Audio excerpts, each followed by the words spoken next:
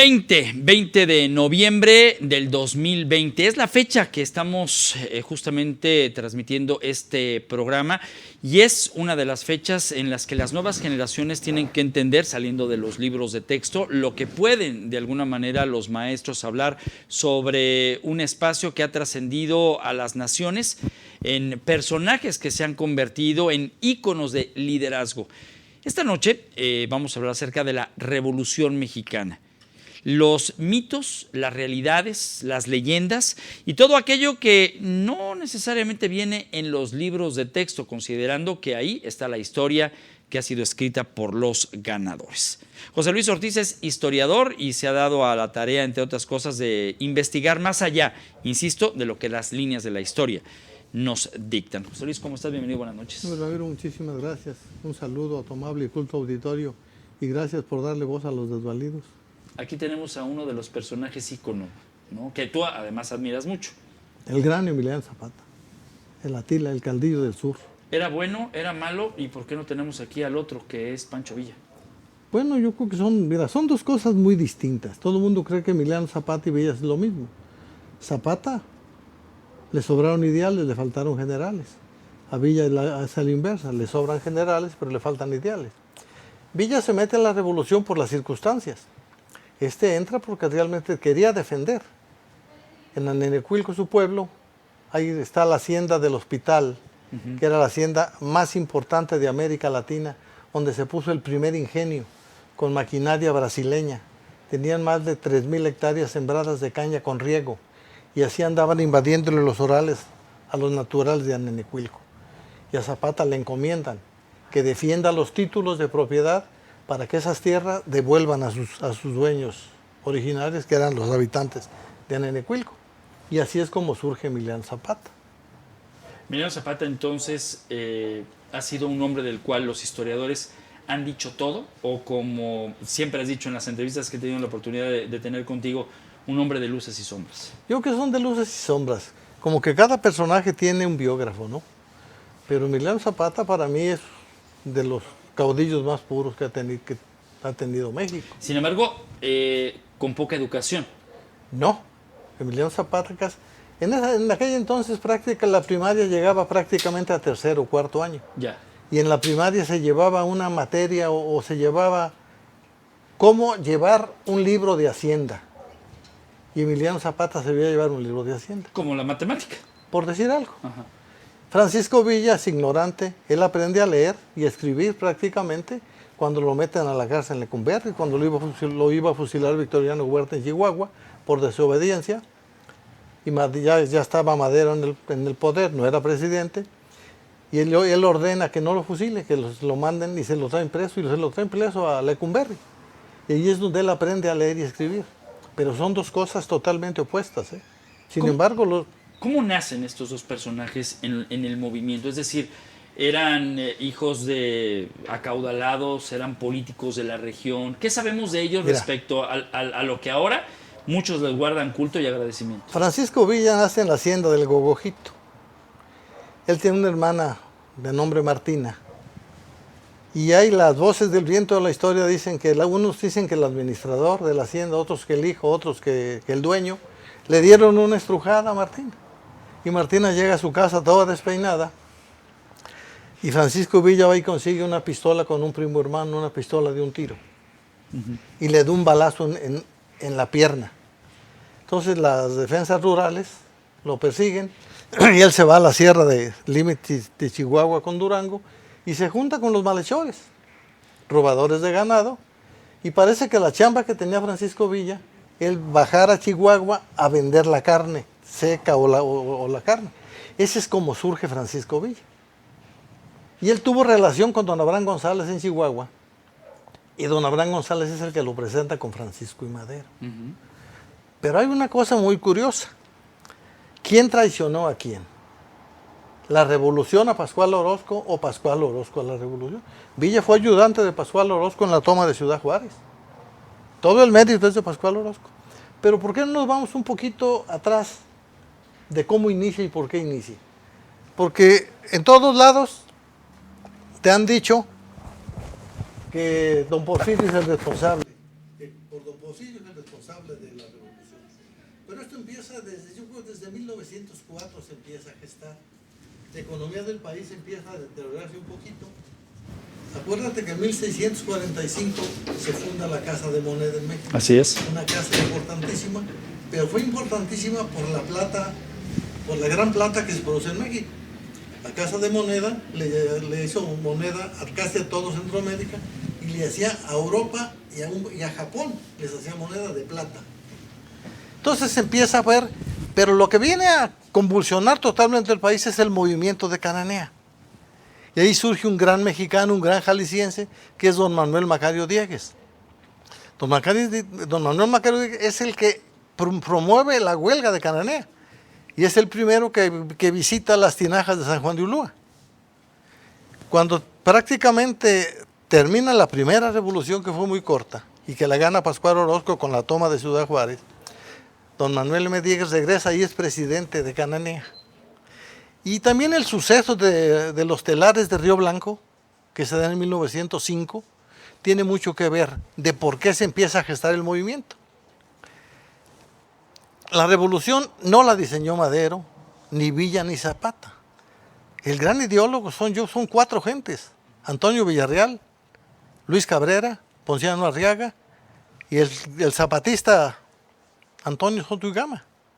Luego aparecen los hermanos Flores Magón y aparecen los hermanos Cerdán, que es donde prácticamente estalla en Puebla el 18 de noviembre. Los hermanos Cerdán estaban recopilando armas en su casa y los descubre la policía. Y el día 18 del mes de noviembre, hace 110 años, van a catear la casa de los hermanos Cerdán. Y el primero que se mete es el director de la policía de Puebla. Y hay rumores que el que lo mata es doña Carmen Cerdán. Y ahí matan también a su hermano, Máximo queda herido, y Aquiles lo matan y golpean a doña Carmen y a la mamá y se las llevan detenidos. Y ahí es prácticamente donde empieza a surgir el movimiento de la revolución. Posteriormente, ya después de lo que sucede en Puebla, don Francisco I. Madero había quedado con su tío Catarino, hermano de su mamá, don Catarino González, que se iban a encontrar el día 20 o el día 25 de noviembre, y don Catarino iba a llevar cerca de 100 hombres montados, y don Francisco iba a traer armas para esas 120 gentes. Y ahí es como prácticamente se va conformando, y es el origen de la Revolución Mexicana. Don Madero, pues él entra después, pero tiene mucho que ver los hermanos Flores Magón, porque fueron los grandes impulsores.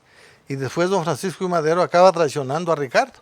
Ricardo quiso que lo llevaran la fórmula para ser presidente y nunca quiso. Ahí aparece un oaxaqueño también, don José Vasconcelos, y van y le revientan la convención a Madero y meten a Pino Suárez. Pero tienen mucho que ver los hermanos Flores Magón y los hermanos Cerdán en el inicio de este movimiento. Las imágenes que usted está viendo mientras estamos participando en esta entrevista forman parte de la película Memorias de un Mexicano, del Archivo Toscano.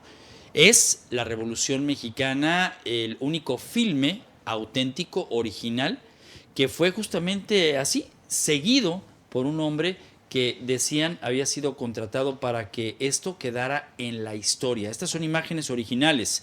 Los personajes que se ven ahí son originales. Era una cámara que había sido adquirida por los hermanos Toscano a los hermanos Lumière y habían sido, entre otras cosas, hechos con una, entre comillas, coproducción entre México y Estados Unidos, porque Estados Unidos entró de lleno, curiosamente, a la Revolución Mexicana.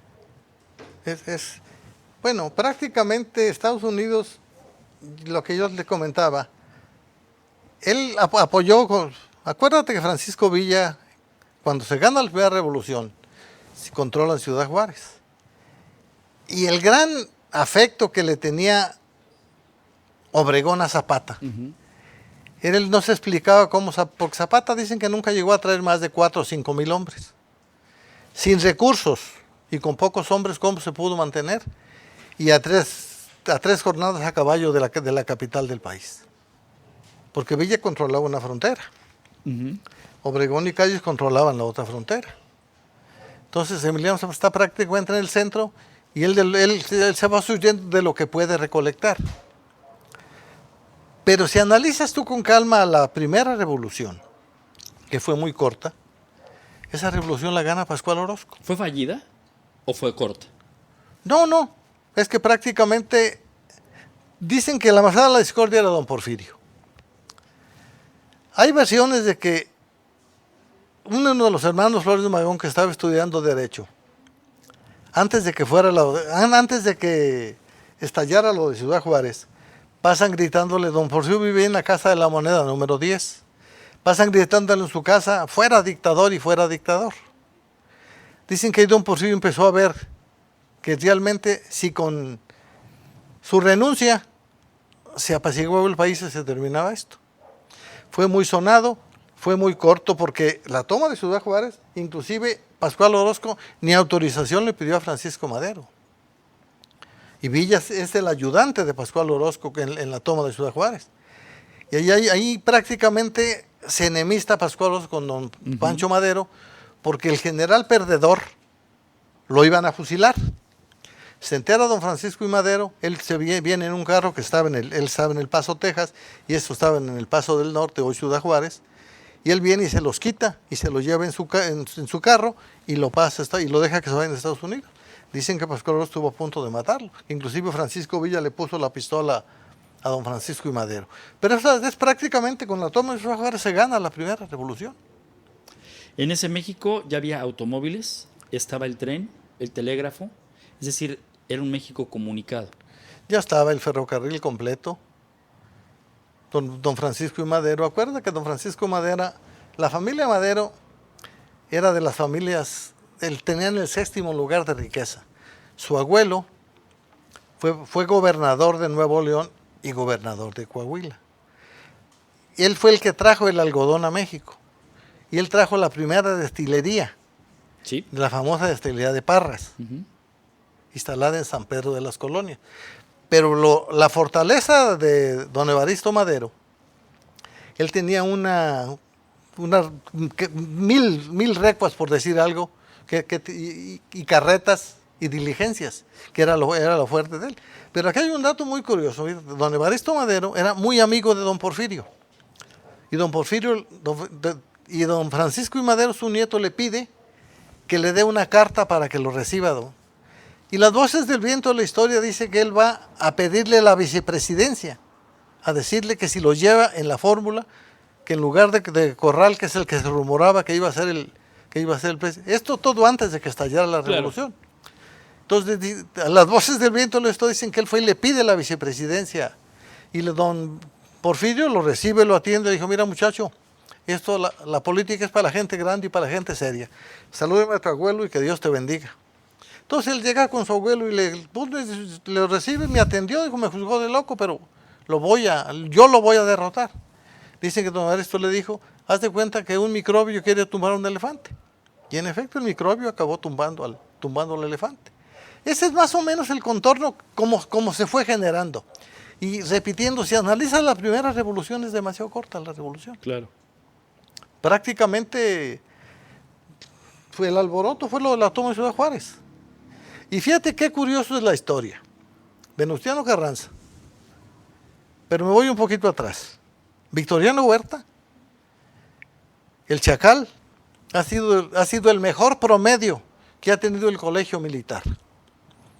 Dicen las voces de viento de la historia que cuando se gradúa nuestro paisano, Benito Juárez le entrega el espadín y le dice, con indios como esto vamos a cambiar a México.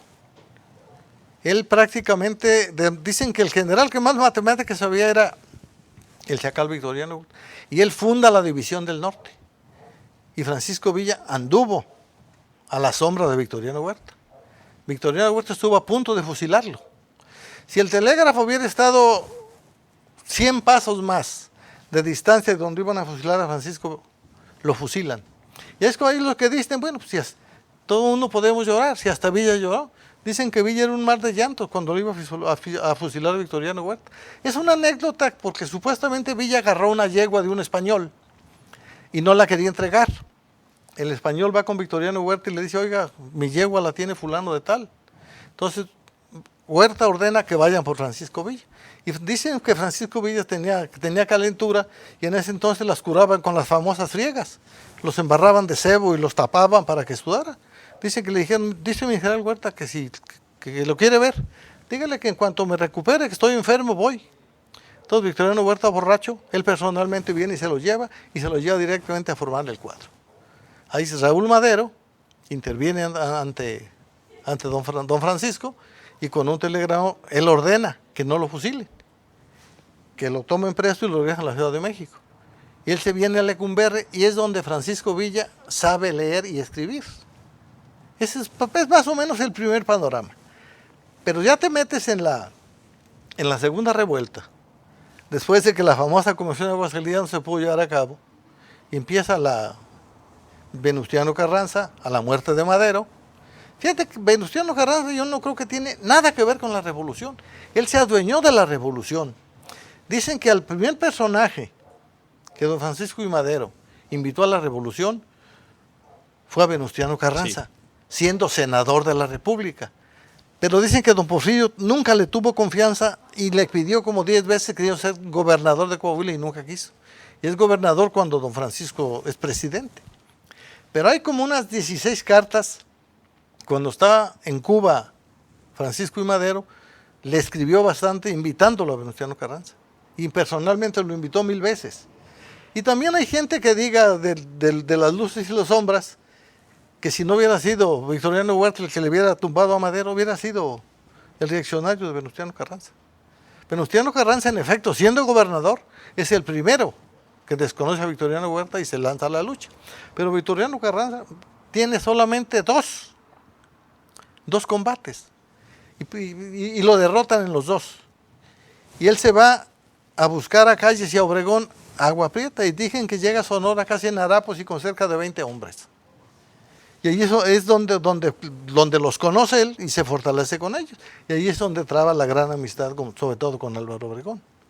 En la independencia vemos la presencia de mujeres que están trabajando en ese movimiento, pero aquí en la revolución hay mujeres que hay que destacar, más allá de la figura de la Adelita, que pues también tuvo mucho que ver con la presencia de la mujer en una guerra. Hay una jalisciense que se llama Itala Apodaca. Itala Apodaca anduvo en las tropas de Venustiano Carranza. Y fue la primera mujer que buscaba la igualdad entre hombre y mujer. Ella decía que por qué no tenía que haber una mujer que fuera de veras generala, porque una mujer supuestamente no podía aspirar. Había coronelas. Había las famosas coronelas, no sé si eran nada más las canciones, sí. o en efecto eran las coronelas, pero Atala Apodaca nacía en Tapalpa, ella anduvo en las filas de Venustiano Carranza. Y ella fue pensionada por la Secretaría de la Defensa como veterana de guerra. Y es la primera mujer que es condecorada. ¿Qué se hizo ella? Es decir, la mencionamos hoy, pero no hay una calle que lleve su nombre. No hay nombre, una calle, ejemplo. no hay nada. Ella cuando es gobernador, ella era amiga de Diegues. De Manuel M. Diegues. Cuando don Manuel Macario Diegues es gobernador de Jalisco, la invita a Manuel Macario. Manuel Macario Diegues. Porque normalmente lo conocemos como Manuel M. Diegues. Nadie, muy poco le sabe lo de Macario. Yo creo que también él no le gustaba mucho y mejor dejaba la N. Y él, Atala Apodaca era maestra y la invitó como inspectora de escuelas rurales. Y ella nacía en Tapalpa y muy poca gente sabe de Atala Apodaca. Digo, ahí están las famosas Adelitas, muchas soldaderas que anduvieron siguiendo. ¿Servían las Adelitas para qué? ¿Para dar de comer? ¿Para asistir a las tropas? ¿Cuál era el papel real? No, hay una Adelita que traía tropas a su mando. Pero la mayor parte eran las famosas soldaderas que servían para alimentar los campamentos de los revolucionarios. Pero hay una mujer que trajo una brigada inclusive en la División del Norte. Y hay un ferrocarril con ese nombre. ¿Por qué el 20 de noviembre se celebra la revolución cuando pasaron muchos meses en esta guerra? Lo que pasa que muchos mencionan que iba a ser el 25 de diciembre, otros mencionan que iba a ser el 1 de enero, pero lo que les sucede a los hermanos en Puebla, a los hermanos Cerdán, hacen que aborte prácticamente la revolución y que ahí prácticamente empiece. Hay gentes que también que en un lugar de Chihuahua que se llama La Boquilla, como desde el día 10 de noviembre, una persona que no recuerdo su nombre, se levanta con 30, 40 hombres y ahí empieza prácticamente el estallido de la revolución. Pero lo del 20 fue por lo que sucedió en Puebla. ¿Qué pasa con Yucatán, Campeche, el sureste mexicano? Porque normalmente de la revolución es Jalisco, Ciudad de México, hacia arriba, hacia el norte. ¿Qué pasa con el México que también cuenta y que es de la mitad para abajo? Mira, te voy a dar un dato. El 8 de julio de 1914 entra Álvaro Obregón. Él viene desde Sonora, viene triunfante, y es gobernador Diegues. Y Diegues lo acompaña y se suben a Palacio de Gobierno, y Obregón en su discurso grita a los cuatro vientos que mientras los sonorenses se quemaban las manos de pólvora, los jaliscienses tomaban chocolate meciéndose en los portales. Y por eso Jalisco fue y era el gallinero de la Revolución Mexicana. ¿Qué quieres decir con gallinero? Pues la cuenta que tiene más el gallo que la gallina, ¿no? Sí, sí. Entonces de ahí es de donde, por eso el gallinero, no había gallos, no hubo gallos a la revolución. Yo pienso que tienes que rescatar a Manuel Macario Diegues y al expresidente de Ostotipaquillo, Julián Medina. El reloj tiene un balazo. Y cuando ya viene Villa a Guadalajara y nombra, Diegues sale huyendo y se va a Colima y él nombra gobernador a Julián Medina. Y cuando pierde ya Villa otra vez, que sacan Obregón, ya se iba Julián Medina y le da un balazo al reloj para dejarles constancia de dónde estuvimos y a qué horas nos fuimos. Y otros personajes muy poquitos que yo escribí algo sobre la Revolución de Jalisco, pero personajes no he encontrado. Encontré a Talapodaca y yo le rindo todos los honores a don Manuel Macario Diegues. Para terminar el programa, termino como lo empecé.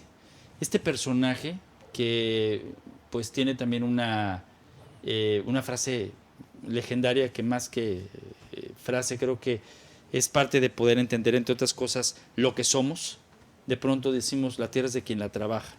Ese fue el lema, ¿verdad? Y tierra y libertad. Tener a estos dos personajes es posible, es decir, son totalmente diferentes, pero es posible tener, por ejemplo, a Villa y a Zapata en un pedestal como este, o cada quien tiene que estar en un pedestal por separado. Yo creo que puede estar separado, pero yo creo que tiene que estar al mismo nivel, entendiendo que son cosas diferentes. Este se metió por los ideales y Villa se mete por las circunstancias, pero Villa llega a ser un general muy carismático. Zapata era charro, a Zapata le gustaban mucho las muchachas, quizá más que a Villa, y le gustaba echarse un tonalla y se alegraba, ¿no? Pero era una gente muy seria que no hablaba casi nada. ¿Falta otra revolución en México? Yo creo que tiene que ser una revolución, la revolución educativa. Ya lo de las armas, pues ya prácticamente ya no se usa, pero yo creo que tenemos que valorar de qué sirvieron 1 millón de muertos, 200,000 viudas y cerca de 400,000 huérfanos. Que eso fue el resultado de la revolución. Yo creo que se lograron muchas cosas. Se enriquecieron muchos generales primero. Claro.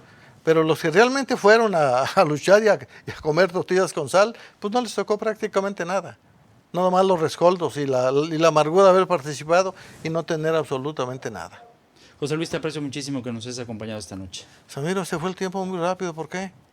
Pues porque es que sí es. Bueno. Más cuando tú vienes. Ramiro, a mí me da muchísimo gusto agradecerte tu presencia, un saludo a tu amable y culto auditorio. Gracias por darle voz a los desvalidos. Y ojalá pronto sigamos comentando. Hay mucho que decir. Del compa Villa de Zapata. Hay mucho que decir porque también están personajes que tú has investigado más allá de lo que puede encontrarse en un libro, como por ejemplo, ¿quién te gusta? ¿Francisco I. Madero? ¿Quién más? Francisco I. Madero es el mártir de la democracia. Así es. Es el apóstol de la democracia. Y otros más. Libros que me ha tocado presentar, tuyos, y personajes de los cuales se ha hablado muy mal de ellos, pero no eran tan malos. Hoy tenemos, pues hay que presentar de la Soberana Constitución de Aguascalientes. Sí, por supuesto. Para que vayas apartando tu tiempo, nomás deja que pase un poquito la pandemia. Y muchísimas gracias y muy buenas noches. Gracias. Por cierto, cuando vaya usted a Aguascalientes, vaya al Museo del Ferrocarril. Ahí va a encontrar mucho de lo que hoy el maestro nos hizo el favor de compartir. Soy Ramiro Escoto, muchísimas gracias. Buenas noches, hasta el lunes en otro más de En Contexto.